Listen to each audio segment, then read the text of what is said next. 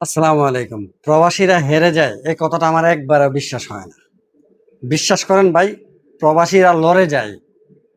প্রবাসীরা কখনো হারে না। গ্রামের একবারে একেবারে সরল একটা ব্যক্তিও যদি প্রবাসে আসে, সে দিন শেষে সে সরল থাকে না। সে দুনিয়ার সব কিছু বুঝে, কিন্তু একটা জায়গায় গিয়ে সে বুঝতে চায় না। সেটা হলো কি? নিজে একটু প্রতিষ্ঠিত হওয়া, নিজেকে ভালো রাখা। সে কখনো এই চিন্তাটা করে না। সে চিন্তা করে যে তার ফ্যামিলিকে ভালো রাখা, ভাই বোন আত্মীয়-স্বজনকে ভালো রাখা। একটা সময় তাকে ভালো রাখার ব্যক্তি জমিনে পাওয়া যায় না। হারিকেন দিয়েও খুঁজে পাওয়া যায় না। ওই জন্যই বললাম যে প্রবাসের যদি একজন সরল ব্যক্তিও এসে থাকে, যারা প্রবাসে আছেন, যারা প্রবাস থেকে আমার ভিডিওটা দেখতেছেন, তারা হয়তো বিশ্বাস করবেন। অনেক সরল আছে, যে গ্রামের অনেক সরল ব্যক্তিরাও কিন্তু চলে আসে। আমিও গ্রামের অনেক সরল ব্যক্তিরা আসে, কিন্তু তারা দুনিয়ার সব কিছু সরল থাকে না, ওই সময় সব কিছু বুঝে। কিন্তু একটা জিনিস ভাই তারা বোঝে না, সেটা হলো নিজেকে ভালো রাখা, নিজেকে পরিবর্তন করা, নিজেকে কিভাবে ভালো রাখতে গিয়ে নিজেকে পুরোপুরিভাবে প্রতিষ্ঠিত করা। তারা ফ্যামিলির মধ্যে এমন একটা আবেগ চড়ায় যে তারা মানে ফ্যামিলি ছাড়া কোনো কিছু বোঝে না।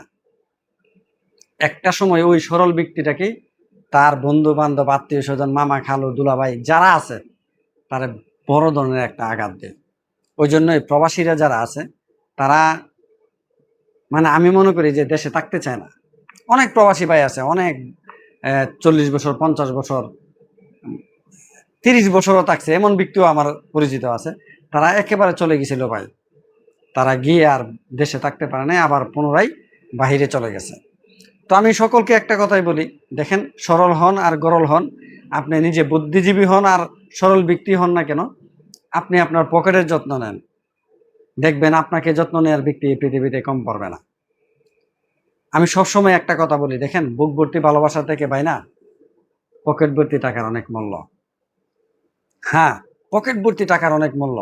ওই জন্যই বললাম, দেখেন, আমি কিছুক্ষণ আগে এইদিকে দেখেছিলাম, আমার দোকান থেকে বের হয়েছিলাম। দোকান থেকে বের হয়ে যখন যাইছি, চলে যাওয়ার সময় একজন ব্যক্তির সাথে দেখা হয়েছে।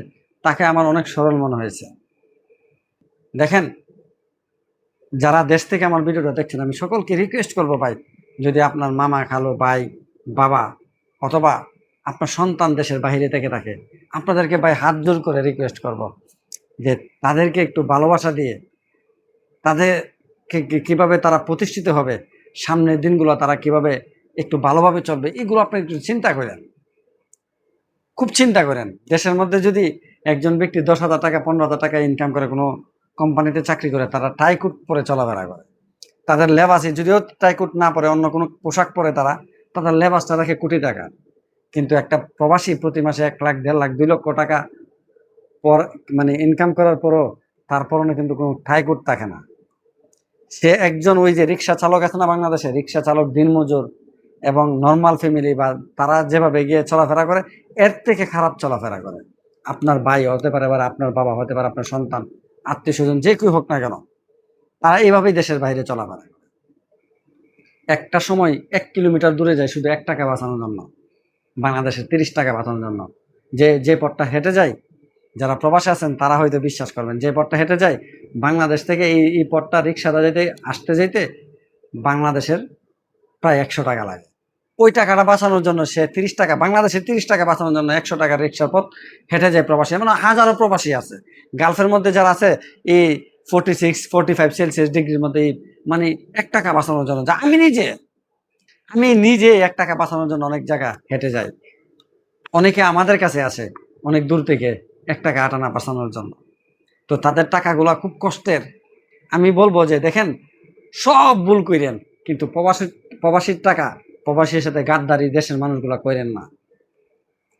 এটা দুনিয়াতে আপনি আয়েশ তামাশা করে চলে যেতে পারবেন, মহান রব কিন্তু আপনাকে ঠিকই পাকড়াও করবে। তাদের সাথে ধোঁকাবাজি কইরেন না ভাই, ধোঁকাবাজি করবেন তো এটা আল্লাহ সহ্য করবে না। ভালো থাকবেন, সুস্থ থাকবেন। ইনশাআল্লাহ পরে একটা ভিডিও নিয়ে আসলাম। ভিডিওটা বানাইতে গিয়ে ইমোশনাল হয়ে গেলাম। পাশে থাকবেন।